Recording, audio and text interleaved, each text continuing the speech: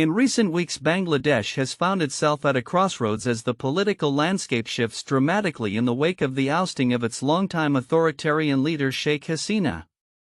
This upheaval has opened a door for Islamist hardliners who are now making bold moves to assert their influence and reshape the nation's identity.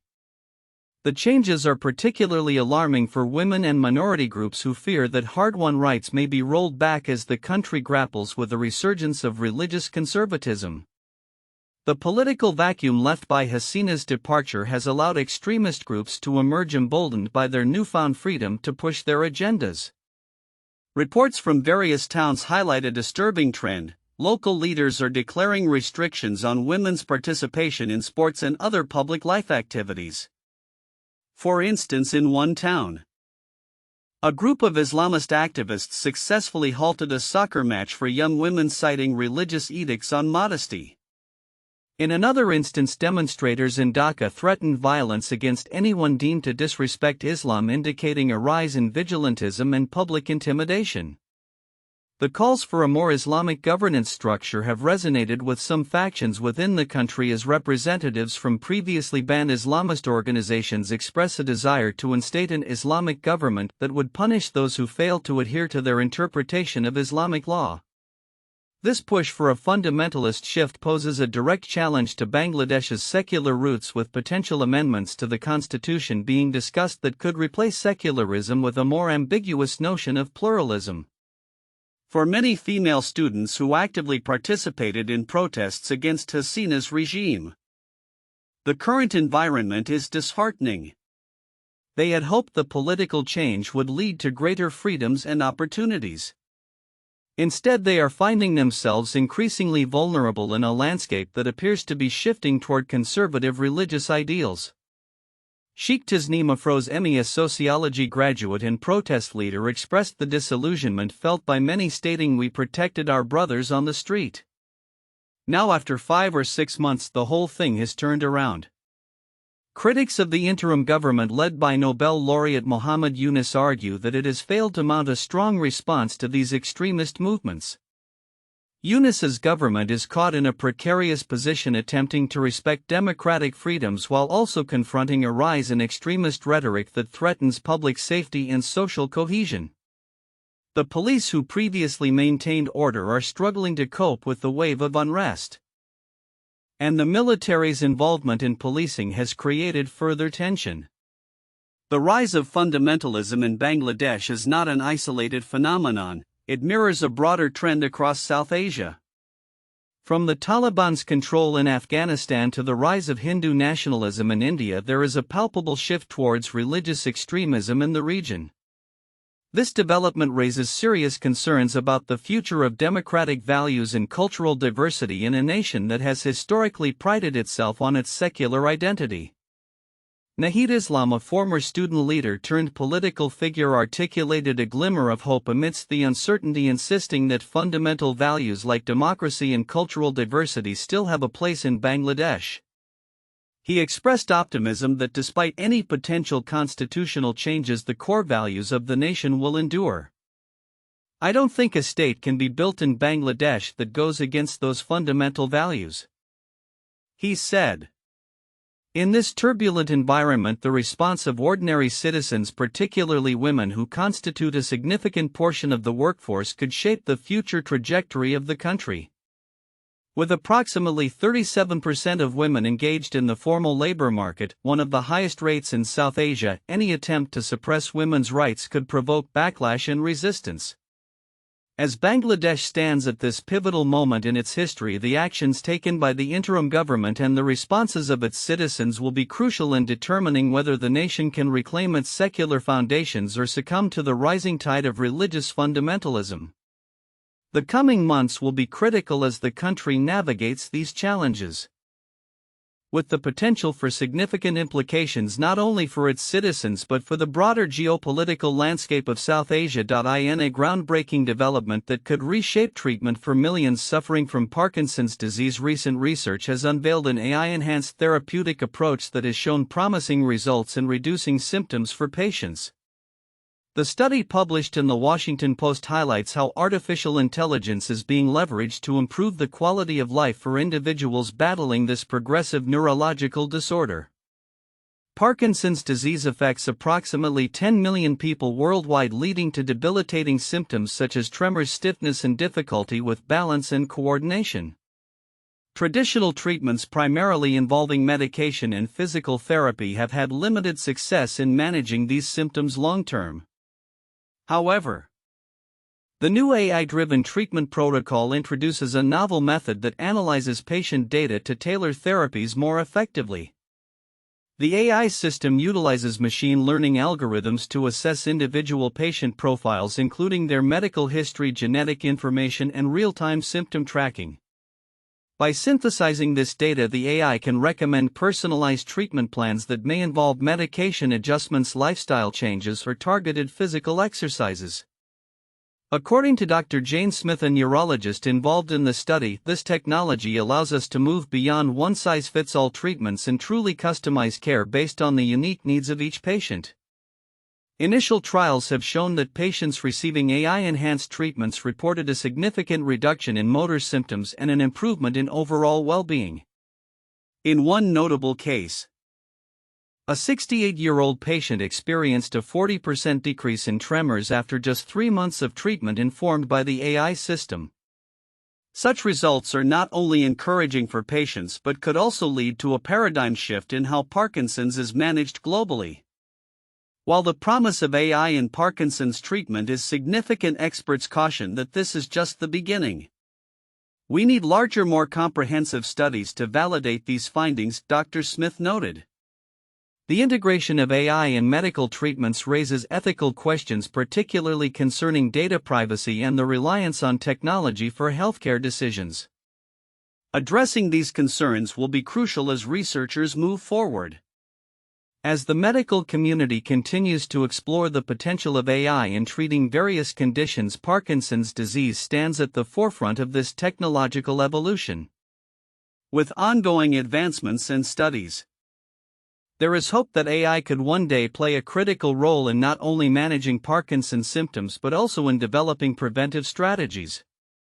Looking ahead, the implications of AI-enhanced treatments extend beyond just Parkinson's. As machine learning continues to evolve, its applications in healthcare could lead to innovations in diagnosing and treating a multitude of diseases, promising a future where personalized medicine becomes the standard. As researchers forge ahead, the excitement surrounding these developments is palpable, offering renewed hope for those affected by neurological disorders. In a dramatic turn of events that has rattled Wall Street and sent corporate America into a tailspin, former President Donald Trump's recently imposed tariffs have plunged the stock market, triggering an immediate response from investors and analysts alike. As the Dow Jones Industrial Average plummeted by over 1,300 points, the financial landscape has been left shaken, with many questioning the long-term implications of these trade policies. The market's response to the tariffs was swift and severe, with shares of multinational companies particularly hard hit. Analysts from various financial institutions reported that sectors heavily reliant on international trade, such as technology and manufacturing, experienced the most significant declines. The sudden imposition of tariffs has created an atmosphere of uncertainty that investors are clearly uncomfortable with, noted Kevin O'Leary, a prominent financial analyst. Companies are now forced to evaluate their supply chains and pricing strategies, which can lead to a ripple effect throughout the economy. Adding to the turbulence, the US dollar has also seen a notable decline against other currencies, exacerbating the situation for businesses involved in global trade. The tariffs, which aim to protect domestic industries by increasing the cost of imported goods, have sparked fears of retaliatory measures from trading partners.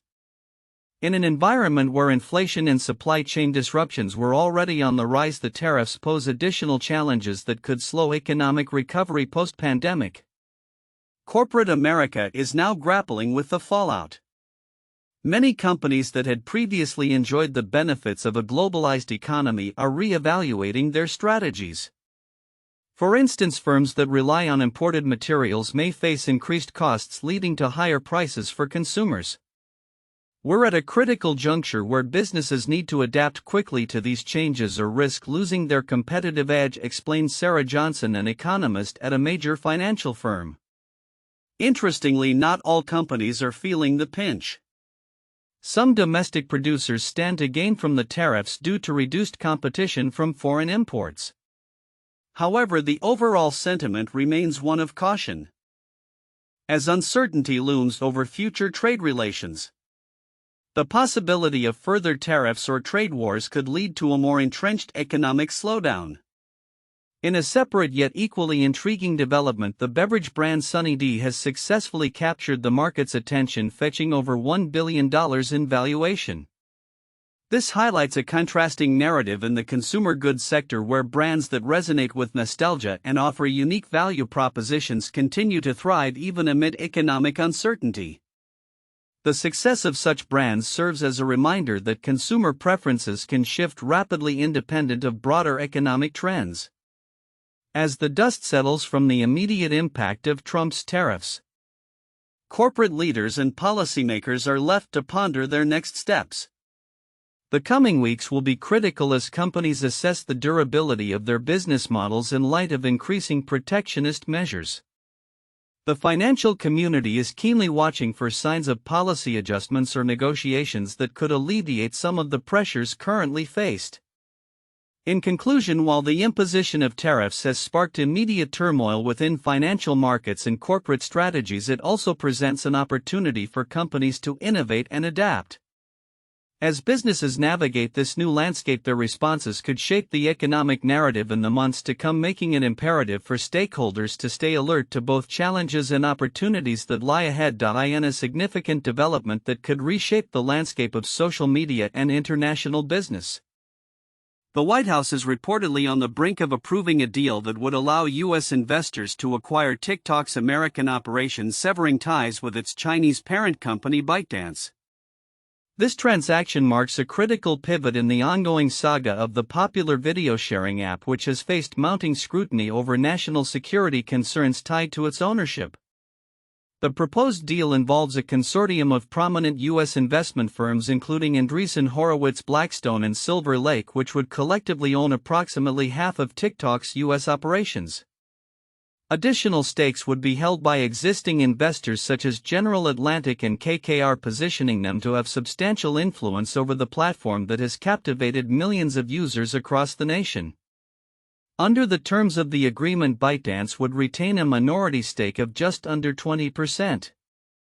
Adhering to U.S. legislative requirements that restrict foreign adversaries from holding significant control over companies deemed critical to national interests.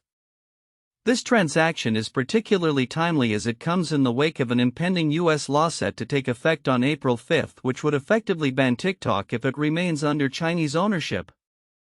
The urgency of the situation has prompted White House officials to convene discussions with President Trump, expected to deliver a decisive endorsement in the near future. An unnamed White House spokesperson noted, "If and when there is an announcement on TikTok, it will come from President Trump," underscoring the political dimensions underpinning this corporate maneuver. While the potential sale appears to address some of the national security apprehensions surrounding TikTok, several complexities remain. Among them is the fate of TikTok's highly coveted algorithm, which has become a focal point of contention. Discussions are underway regarding whether ByteDance would continue developing the algorithm under a licensing agreement, thereby maintaining a degree of operational control that could raise further concerns among lawmakers and analysts alike. Market analysts express cautious optimism regarding the sale, emphasizing that the full implications of the transaction will depend on how the algorithm's management is structured and whether the deal can withstand the scrutiny of U.S. regulatory bodies and the Chinese government. In fact, the Chinese government has previously threatened to block any sale that would strip ByteDance of its intellectual property, though recent indications suggest a softening stance that could facilitate negotiations. Interestingly, the competitive landscape for TikTok's U.S. operations has also intensified, with reports emerging that Amazon has made a last-minute bid to acquire the platform. Nevertheless, The consortium of existing investors remains the front-runner for the acquisition, reflecting a broader trend of consolidation within the tech sector. As the negotiations progress, the broader implications of this potential sale resonate beyond corporate boardrooms. Analysts suggest that TikTok's transition to U.S. ownership could set a precedent for other foreign-owned tech companies operating in sensitive sectors, potentially prompting similar moves within the industry. A successful acquisition could also signify a shift in how the U.S. government approaches foreign investments in digital infrastructure, balancing national security concerns with the desire for innovation and economic growth. In conclusion, as the clock ticks down to the looming deadline, all eyes are on the White House and the outcome of this high-stakes negotiation. The approval of the sale could not only reshape TikTok's future but also redefine the interplay between technology ownership and national security in an increasingly interconnected world. Future developments will likely hinge on the complexities of regulatory approval, market dynamics, and geopolitical considerations, making this a pivotal moment in the ongoing narrative of global tech commerce. In an unprecedented move that has raised eyebrows across the globe, former President Donald Trump has imposed tariffs on a collection of uninhabited islands near Antarctica, specifically targeting the Heard and McDonald Islands, along with several other remote Australian territories, including Norfolk Island, Christmas Island, and the Cocos Keeling Islands. This decision, announced on April 2, 2025, has sparked immediate reactions from Australian officials and experts alike, underscoring the bizarre reality of modern trade wars. The Heard and McDonald Islands, situated in one of the most remote regions of the world, are volcanic and largely uninhabited, with their last significant human visitation recorded nearly a decade ago. Yet they appear on a White House tariff list that labels them as countries reflecting a broader unorthodox approach to international trade relations under Trump's administration. The new tariff regime imposes a 10% tax on goods from these territories, raising questions about the rationale behind targeting entities that play minimal, if any, role in global commerce. Australian Prime Minister Anthony Albanese expressed incredulity at the situation, stating, "Nowhere on earth is safe," and questioning the practicality of such tariffs, particularly against regions that do not contribute substantially to economic activity. Norfolk Island, which has a population of just over 2,000, was hit with an eye-watering 29% tariff, significantly higher than the standard rate applied to the rest of Australia. Albanese highlighted the absurdity of the situation, noting, "I'm not quite sure that Norfolk Island is a trade competitor with the giant economy of the United States." Interestingly, data regarding exports from these territories is unclear. Despite figures indicating that the U.S. imported $1.4 million worth of products from the Heard and McDonald Islands in 2022, much of this was attributed to machinery and electrical items, the origins of which are perplexing given the island's absence of human habitation and infrastructure. The World Bank's statistics on these territories have led to further confusion, as they reveal an inconsistent pattern of trade that contradicts the realities of the island's desolation. The implications of these tariffs extend beyond mere economic transactions. They encapsulate a larger narrative about Trump's aggressive stance on trade, which has seen the U.S. take a more protectionist approach in recent years.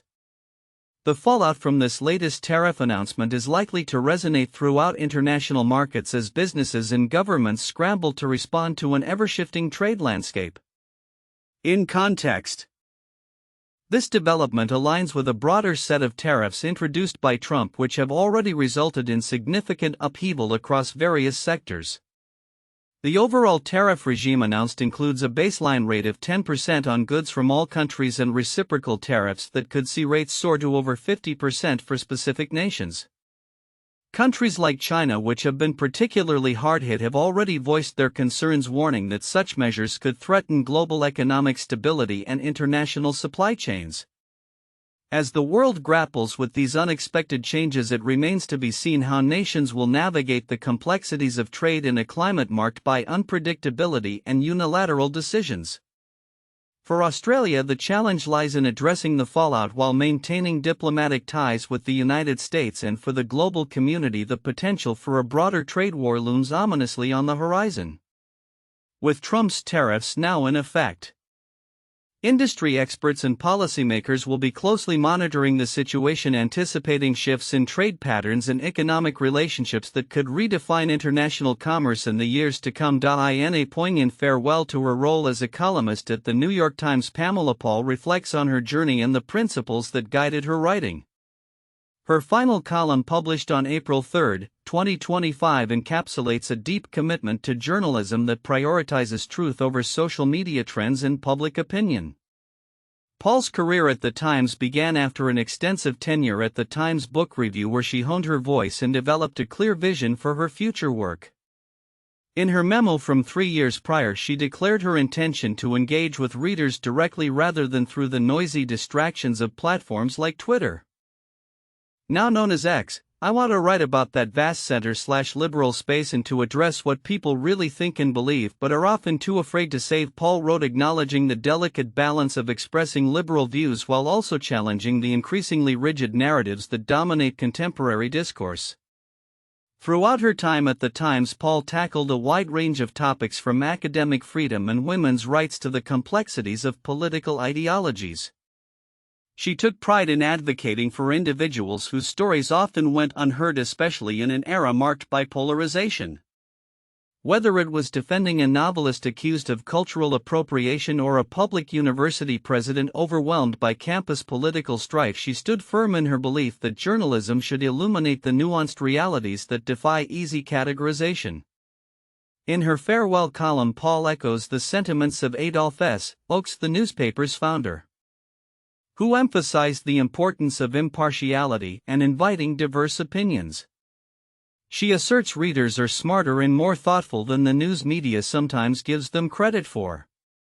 They don't need our protection. This conviction drove her to address difficult subjects without fear, aiming to foster intelligent discourse among readers. Paul's departure from the Times comes at a time when the media landscape is under scrutiny, facing challenges from both within and outside the industry. She stresses the importance of journalistic integrity, urging her colleagues to remain steadfast in their commitment to truth, especially as misinformation proliferates online. Our readers depend on our telling the truth more than ever, she concludes, leaving behind a legacy of integrity and a call to action for future journalists.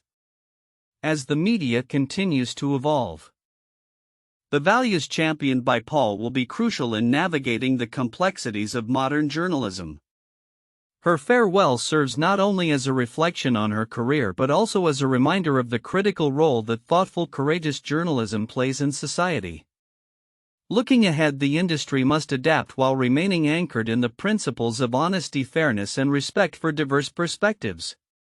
The challenge for journalists now is to uphold these standards in an increasingly fractious environment, ensuring that the truth remains a guiding light in their work.